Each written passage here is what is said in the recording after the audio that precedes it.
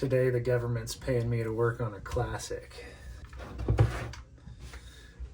It's an Ms200t. If you know anything about these saws, they've got kind of a cult following and they're really expensive. And this saw is in really, really good shape. I mean, really it hasn't even been used all that much. Much like the last saw that we worked on, it leaks fuel. And if I had to guess, I would bet that it was the exact same issue as this one that we just fixed. All right, let's pop this cap off. So the reason that I found out that this had a fuel leak, I hadn't run it in a while. I actually had replaced the air filter, the fuel filter, and the plug on this thing. And I actually think I did the coil on it too. And then as soon as I got it running, it was just leaking fuel everywhere. So these are all brand new filters. Pull these two little nuts off, and this piece of plastic should come off here. And then we'll be able to see the fuel line. Actually, in fact, that looks like the fuel line right there. And do you see it? That's definitely the problem. No wonder this thing is leaking. This seems to just be an issue with all of these old saws that I've worked on. So let's go ahead and get it fixed.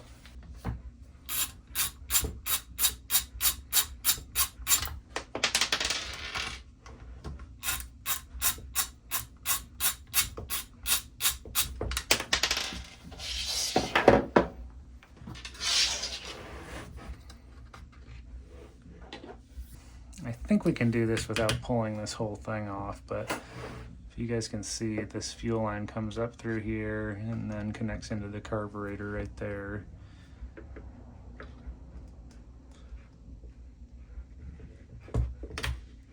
Yeah, there's one side of it. The question is, and here's the new part, the question is, does it come out? Comes out this way because it's got this little flange thing here. Okay, so let's go ahead and pop this open and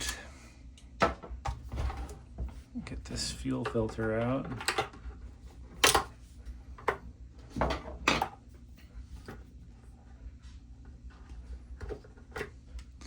Like I said before, this is a brand new fuel filter, so we'll set that aside.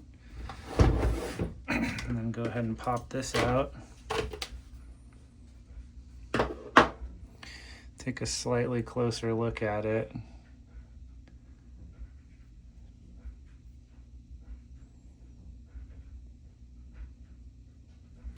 So, I don't know if you guys can see, but there is a little bit of dirt and grime on this seal here, so I'm going to try to just ever so slightly get that out of there without dumping it right into the fuel tank.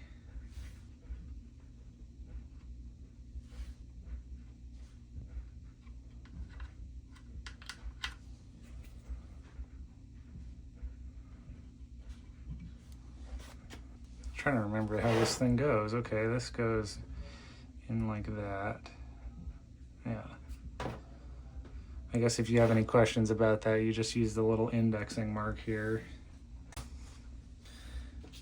All right, what we're gonna do here is get a little bit of this oil.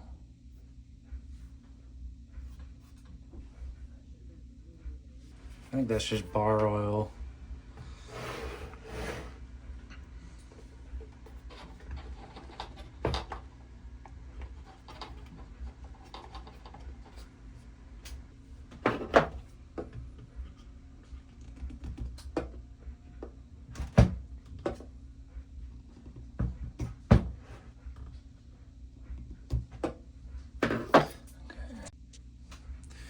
Okay, So that was kind of a bear to get that in there. I really had to push on it hard with this, which made me nervous because I really didn't want to tear it.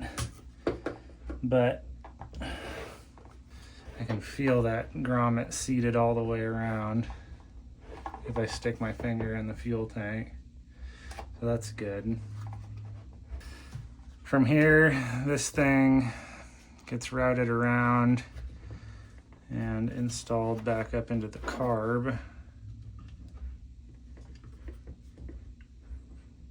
Like that. Pull it back out. And then reinstall the fuel filter. All right.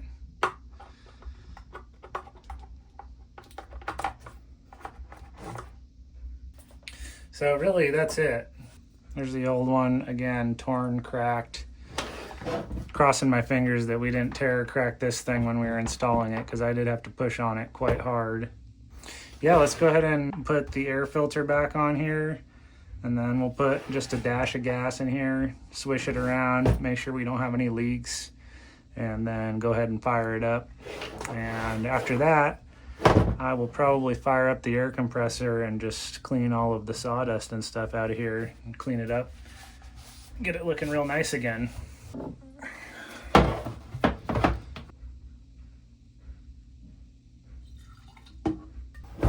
All right, let's go take this thing out and give it a shot.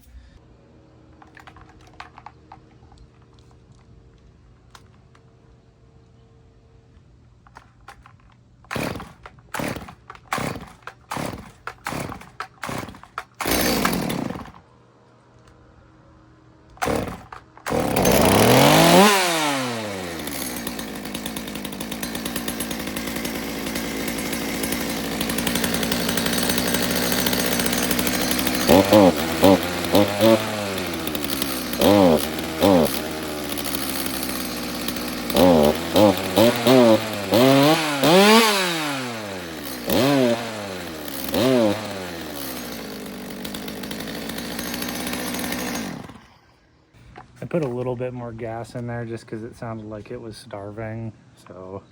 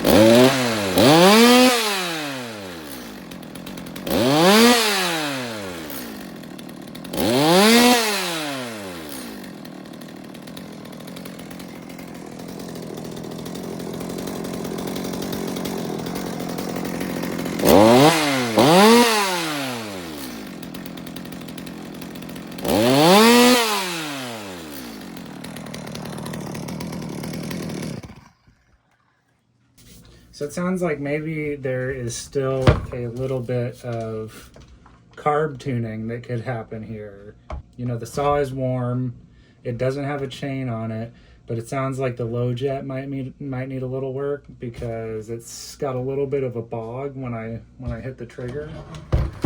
I'm gonna hold off on tuning the carb until I actually put a bar and chain on it and can get it into some wood, because that's the way you're supposed to do it.